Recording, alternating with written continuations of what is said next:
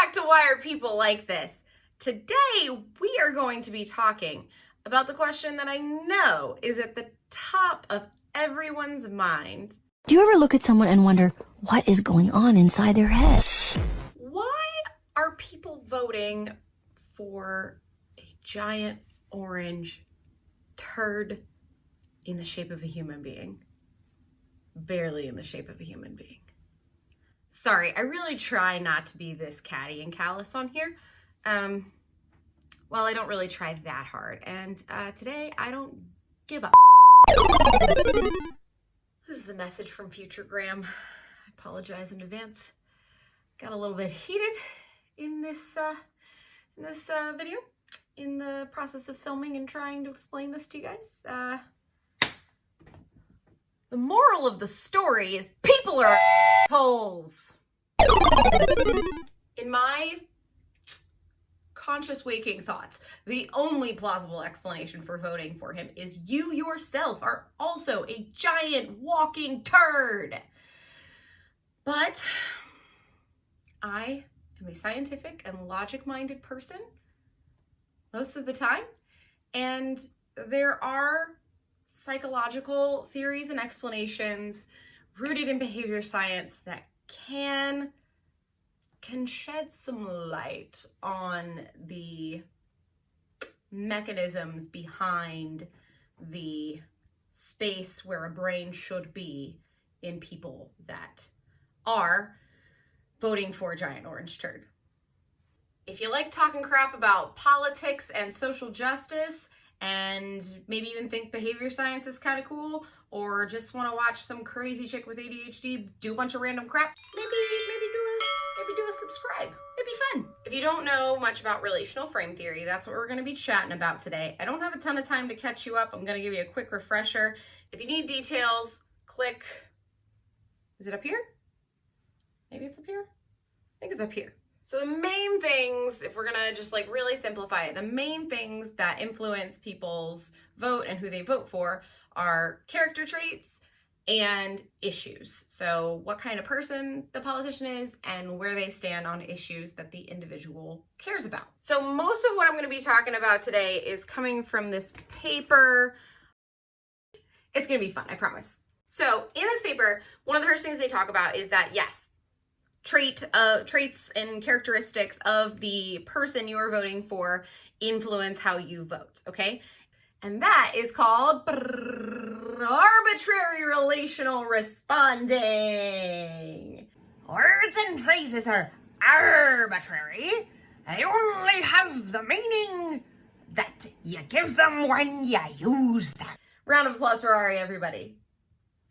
So, if you were voting based on non-arbitrary relational responding, then you would look at a ballot and see all the letters here and say, oh, I'm going to pick the one that's the most letters, or I'm going to pick the one that's at the top of the list. That would be non-arbitrary relational responding because it's responding to formal similarities and formal properties of the stimuli. Think of non-arbitrary relational responding as Nigel the narwhal. Non-arbitrary relational responding is based on formal similarity between the stimuli. Things such as size, height, location, those kinds of things.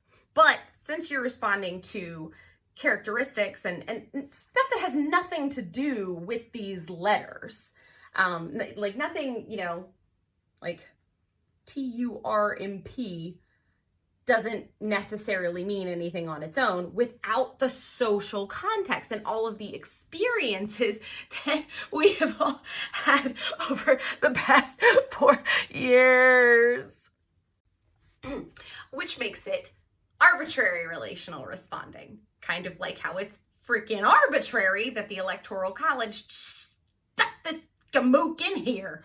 And then, of course, you add in all of your life experiences from the past 4 years to this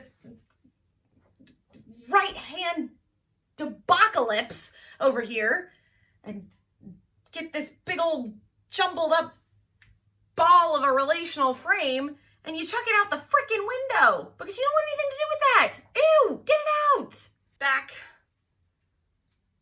to the orange turdettes that we're trying to understand here.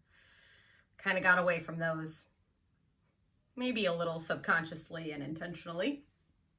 But for those people, we're gonna pick up this giant wadded nasty mess of a relational frame here and pull it apart, and we see that in here are those traditional values that we all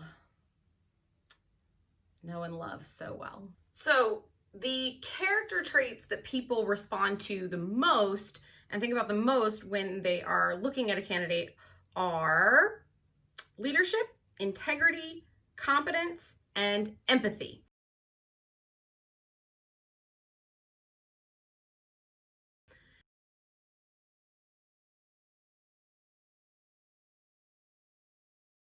I'm really trying to use relational frame theory on this channel to help everyone understand everybody else's life experiences and cultivate empathy for people who have different points of view that are not necessarily aligned with good and moral ethics of treating people like they deserve to be treated. I'm going to go into the one example that I can kind of find some empathy for, because that's what we're trying to do here. Just a little bit of empathy. So we got these traditional values that are just this tiny little bright shining star in this giant wad of orange crap. And we get these beautiful, wonderful people who care so much about little unborn babies. And let me just tell you right here and right now, I am not pro-abortion. I think abortion is awful. And I have no envy for any person who finds themselves in a situation where they have to make a choice to do that.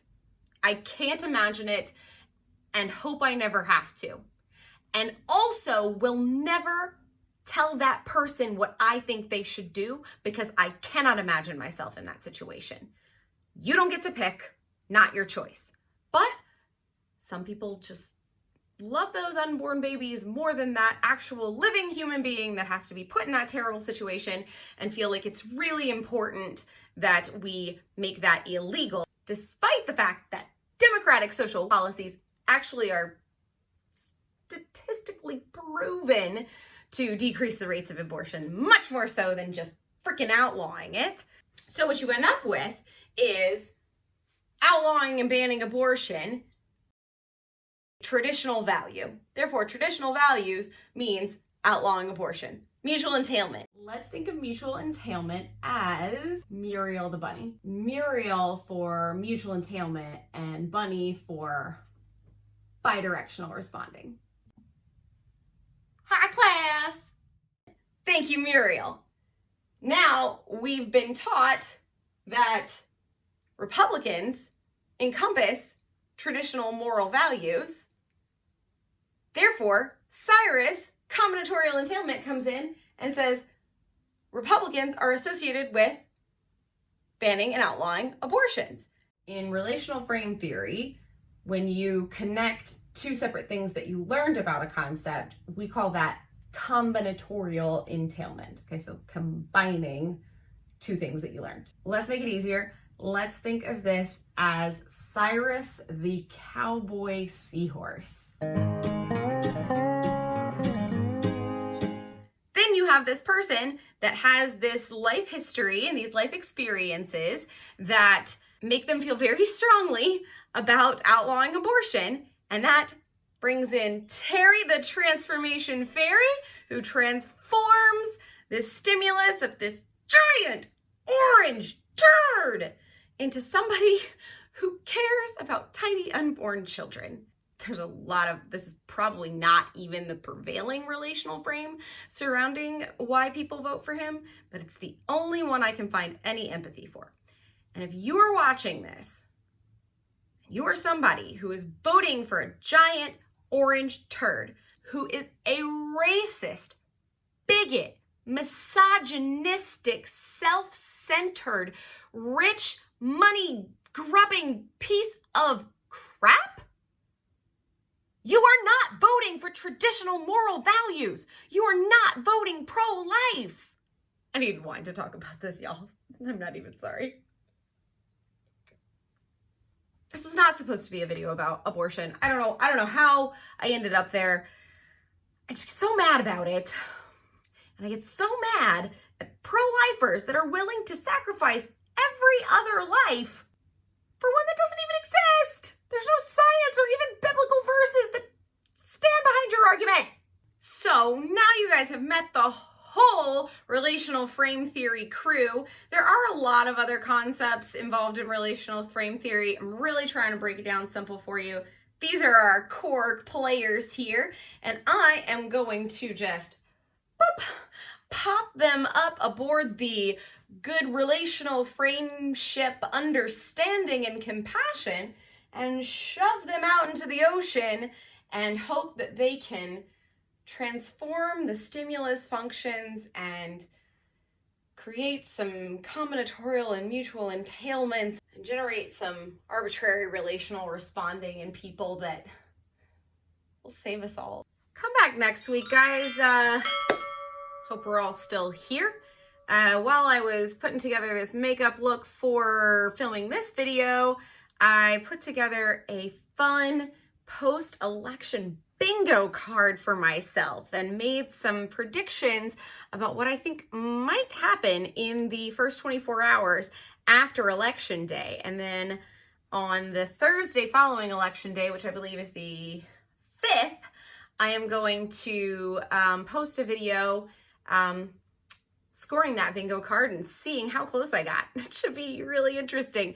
But as we've all seen, most of the absolute and utter chaos and terror that has happened to us was not on the official 2020 apocalypse bingo card. So I'm so interested to find out how wrong I am.